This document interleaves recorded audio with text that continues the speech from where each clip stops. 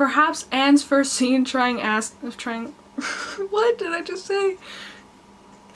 If I accidentally say virgin instead of versions, I'm gonna yep, those roots are coming in, and you can tell. Hey guys, it's Amy1239 here. Today, March 5th, is the birthday of a fictional character. You might know her, Anne Shirley Cuthbert. So she was born in the year 1865, which would make her 154 years old today. It's so weird to think of Anne Shirley being 154 years old when most of us will always remember her as the 11-year-old girl from the book series or from an adaptation that we saw, you know. She'll always remain forever young in our young hearts. But nevertheless, I wanted to make this video in honor of this beloved character. I will be naming the top most iconic, in other words, relatable, funny, impactful, Anne Shirley moments based on my opinion. However, I wanted to make this a bit more interesting and build this list off of the 4 versions that I have seen of Anne. The 1984 movie, the 1985 miniseries, the 2016 movie, and finally the 2017 TV series. So basically what I'm going to be doing is taking 2 moments from each of these versions and building this list. And you guys can let me know in the comments below if you agree or disagree. Let's have a chat. Some of these I only added in because they're too funny not to. Like, you guys are gonna understand what I mean when I start naming these moments. Alright, let's get started now. I was imagining I was Lady Cordelia Fitzgerald, and it was so much easier to imagine I was Lady Cordelia if I had the amethyst brooch. And the brooch slipped through my fingers and went down, down, down, and sank from sight forever. And that's the best I can do at confessing, Marilla. Now may I go on the hayride? No. But you promised I could if I confessed. Out of all the versions that did the brooch scene, I think this one has to be the funniest. It's like Anne is trying to be sad and serious while explaining the whole brooch story, but after she's done explaining, she gets all excited and asks to go on the hayride. Like, what? Excuse me, but this ain't it. And then the shocked expression she makes after Marilla tells her no is so hilarious. Marilla is literally fuming, but Anne doesn't understand why. It's very much how a child would react when doing something wrong. They think that they can right a wrong by doing a wrong, but that's literally not how life works, and it's comical to see this in a character like Anne Shirley. He called me carrots! I don't care what he called you. You have no reason to lose your temper. Anne Shirley.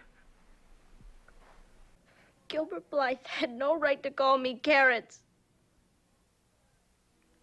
You really smashed your slate over that boy's head?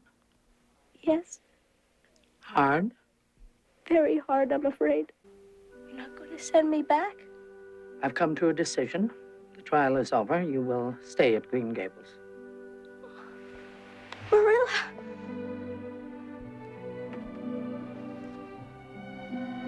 So I find the scene to be extremely relatable, even though I've never accidentally dyed my hair green. Not yet, at least. Knock on wood. But I definitely have had bad hair days where I just can't deal with this huge mess that is my hair. So Anne Shirley has proven to be relatable to all the teens that try to be wild and crazy but have failed completely. The hair dye scene, especially in the 80s version, is just so sweet. It establishes a connection between Marilla and Anne due to their relationships with the Blythes, to where Marilla is like, I think you may be a kindred spirit after all. it's so cute. It's so cute. Marilla, did you speak to Mrs. Barry? Is everything all right? Did she understand? I tried to wait for you when you got home, but I fell asleep. She doesn't think. Well, she feels that you are not a fit companion for her daughter. Why am I not a fit companion? Believe me, Diana was just as upset about it as you are. It's not fair! Now, I'm gonna be honest right now, I cannot take this scene seriously. It has so many memeable lines, such as I fell asleep, which mood, and it's not fair, which double mood. It literally goes from Anne and Marilla talking lowly to Anne suddenly screaming, why am I not a fit companion? And you're just like, what? And it's just a tiny bit startling. The scene itself is supposed to be sad and heartbreaking because Anne and Diana can no longer be friends, yet it just ends up being really funny to me, which is why I selected this scene. Iconic. I behaved terribly to you, and I've disgraced my dear friends, the Cuthberts, who may let me stay at Green Gables even though I'm not a boy. I am a dreadfully wicked and ungrateful girl, and I deserve to be punished and cast out by respectful society forever. My hair is red, and I am freckled and skinny and ugly. Now, what I said to you was true, too, but I shouldn't have said it. Oh, Mrs. Lynde, please, please say you can forgive me. I look forward to never minding what you say again. So this scene, love it. It's the over-the-top apology from Anne that really plays into her persona and her willingness to do everything 10 times more than she is being asked to. She is determined to get Rachel to forgive her no matter what she has to say, even though she's mostly doing it for Matthew and Marilla so that she can stay at Green Gables. An apology isn't normally this dramatic, especially when one feels that it doesn't deserve to be given, but Anne literally does not care about it at this point. And the way she low-key roasts Rachel is hilarious. And Marilla's reaction is the icing on the cake. And ere she reached upon the tide, the first house by the waterside, she died, the Lady of Shalott.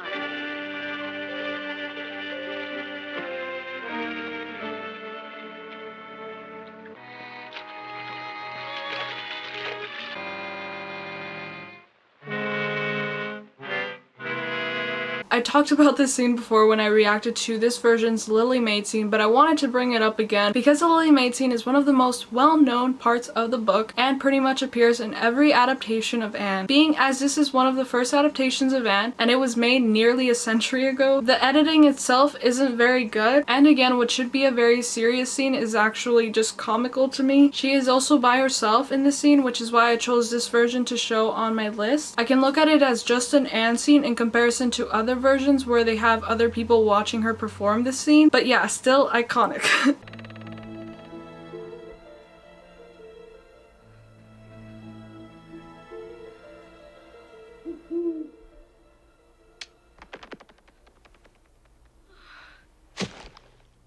I really enjoyed Megan's acting in the scene. Her scared face looks extremely believable. She doesn't have to say anything and you can tell by the look of terror on her face that it overwhelms her to the point where she passes out. She has a very large imagination and you can just tell that she was imagining some pretty horrific things during the scene. I think a lot of us can relate to being in a scary situation where we let our imagination take over us to the point where we don't know what is real and what isn't. Thank you, Mrs. Lynde.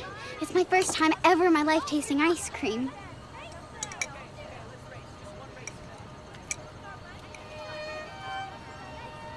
Well?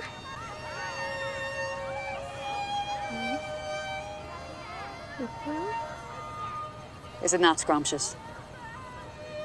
I would say sublime. Perhaps Anne's first scene trying ice cream shouldn't have been as dramatic as the scene was trying to be, but Rachel's face is golden.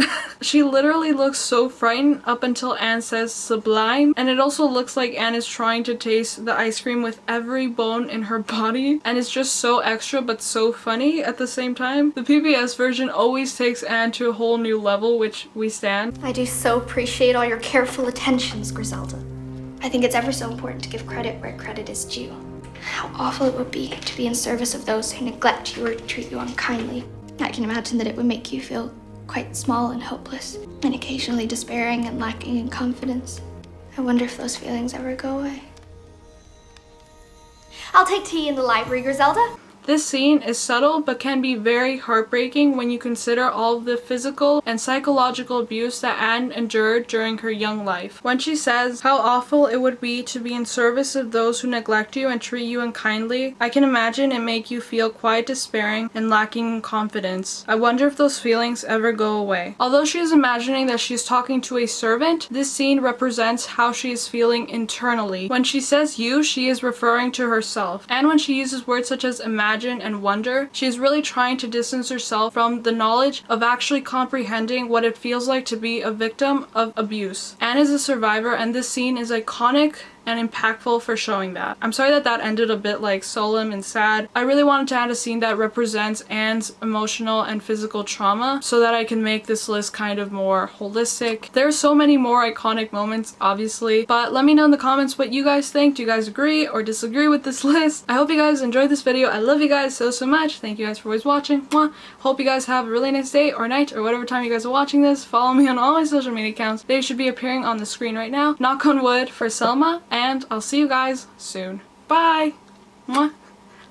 Okay.